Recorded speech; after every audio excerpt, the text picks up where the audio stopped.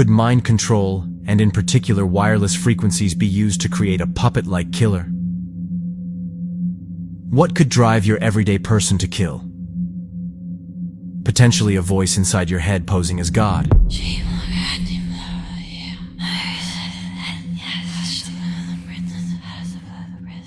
We know, after all, that weapons that can beam voices into the mind wirelessly exist and are unironically called voice of God weapons.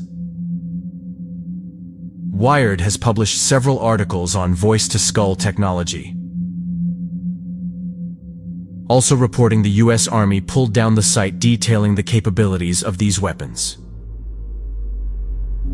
There have been many mass murders where the perpetrators have said they heard voices. Of course, these killers are written off as schizophrenic. But what if there's more to it?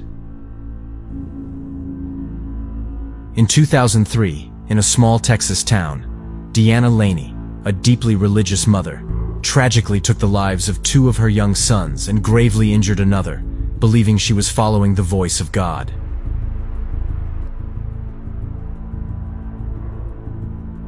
In Canada in 2008, Will Baker, a man tormented by insistent voices in his head that he believed were divine commands, tragically ended the life of a fellow bus passenger in a brutal attack.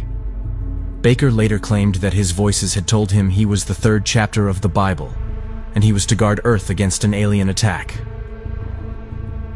In the secure confines of the Washington Navy Yard in southeast Washington, D.C., troubled IT contractor Aaron Alexis, tormented by insidious voices he believed were emanating from extremely low-frequency government mind control devices, tragically ended the lives of 12 innocent civilians and wounded 3 others in a chaotic rampage before being fatally shot by responding police.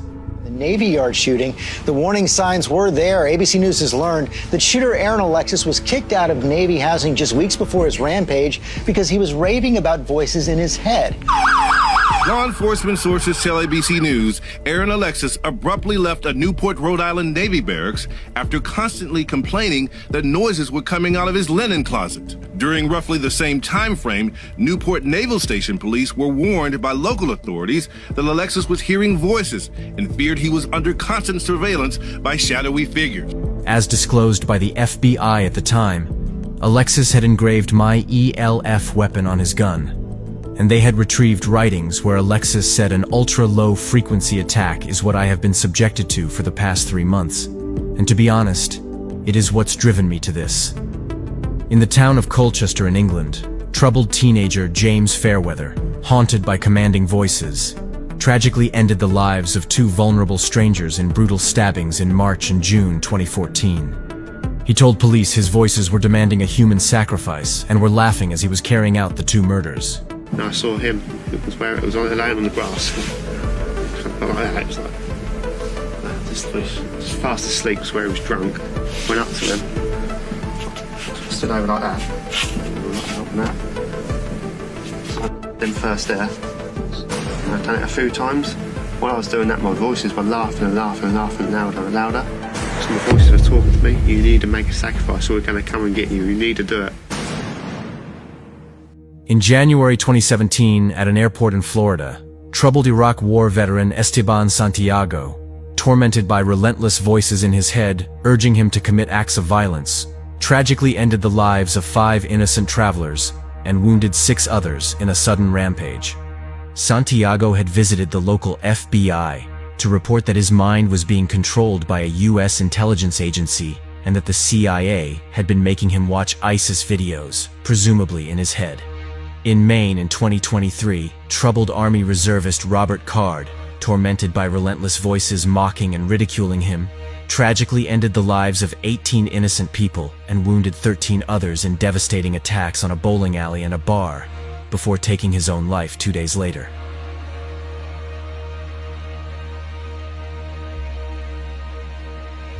Federal police are still on a manhunt for the man accused of shooting and killing 18 people at a Maine bowling alley and bar on Wednesday night. A sister-in-law to the suspect, 40-year-old Robert Card, confirmed to the Wall Street Journal that he received 2 weeks of inpatient psychiatric treatment over this past summer as he was hearing voices. She said he started believing he could hear people say awful things about him. More recently, 34-year-old DeCarlos Brown Jr. murdered Ukrainian refugee Irina Zarutska on a subway in North Carolina. While there are no mentions of him hearing voices, he spoke to his sister after the murder, where he claimed the government had put materials in his body. So you said something in your body did what?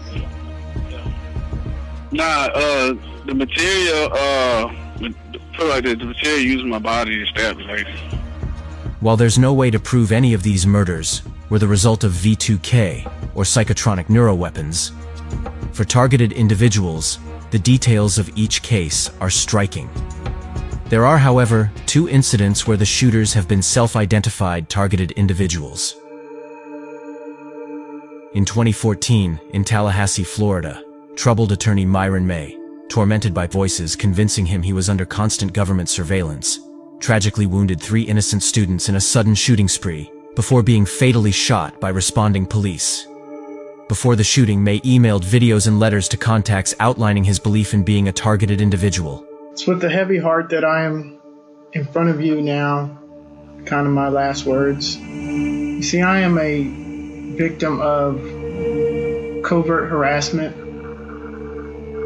and electronic harassment and gang stalking. I'm what's called a targeted individual.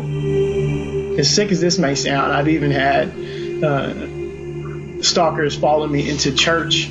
I would hear voices in my apartment explaining what it was that I was doing. If I went to the kitchen, they'd say stuff, oh, he's headed to the kitchen now. Or if I went to the bathroom, they'd, oh, he's headed to the bathroom. We are subjected to torture daily. Father, I ask that you forgive me my sins, all my past sins, all my present sins, and all my future sins. Less than a week before the shooting, May asked on Facebook, "Has anyone ever been encouraged by your handler to kill with a promise of freedom?" In August 2022, in the Ohio suburbs, Stephen Marlowe, tormented by merciless voices in his head, tragically ended the lives of 4 innocent people in a devastating shooting spree, before fleeing and publishing a pre-recorded video on social media, explaining his motives as being a counterattack against mind control. We have been attacked by this weapon our entire lives, and the attack against me personally is one of the most vicious attacks a human being has ever faced. I have tolerated the most inhumane torture in hopes that the FBI and CIA would come to my defense, but they have failed to come to my aid. My only hope is that you come to understand what has happened here. When the world realizes what has happened, there will be justice, but I cannot sit by and be a victim any longer, and I refuse to sit by and do nothing while my nieces and nephews and the rest of my family are operated on with mind control. Our thoughts are not private. It is disgusting and it is cruel. I will be launching the first counterattack against mind control in human history. I want to be very clear, this will not be an active shooting event. I will be executing some of the people responsible for activating shooters. If I can help another targeted individual fight back against telepathy, then the sacrifice will be well worth it. The most horrific weapon ever made is being used on human beings, and if you ever learn the truth, you will understand what I did here to protect myself and my family. Get this out to other TIs, other voice hearers, so the world has a chance to fight back. To my family, especially my nieces and nephews, I want you to understand that what I do here, I do for your future, and hope that you can live a life free of mind control. If the subject doesn't know they're under attack, a weapon that wirelessly projects voices directly into their mind could be influential, especially if the voice is posing as God or promising freedom in exchange for a human sacrifice. Are wireless frequencies and directed energy weapons being used to drive people to commit acts of violence? And if so, to what end? Repetitive messaging through people who are highly suggestible, is a CIA term, can be converted into mass murders or mass shooters. It is my personal opinion that the CIA is still doing this. People say mind control. Like, I don't imagine that somebody can shoot a beam into your head right now and make you do something specifically. I think of it more as manipulations And some people are more susceptible to those manipulations than others. Somebody asked me, why would the CIA or whoever's doing it, why would they want to carry out shootings? And the answer is very simple. They want to disarm the population. I'm completely convinced that they are actually Manchurian Candidate type programmed individuals who are targeted and then programmed to carry out false flag operations to frighten society, frighten the public, and create public concern so that on the back of that public concern, they can bring in tighter regulations and rules, curtailing human rights and your freedoms. Many targeted individuals testify to a manipulative nature to the torture they endure. One thing's for sure. This program is designed to drive people to the brink, where they'll do anything to make it stop, potentially even kill.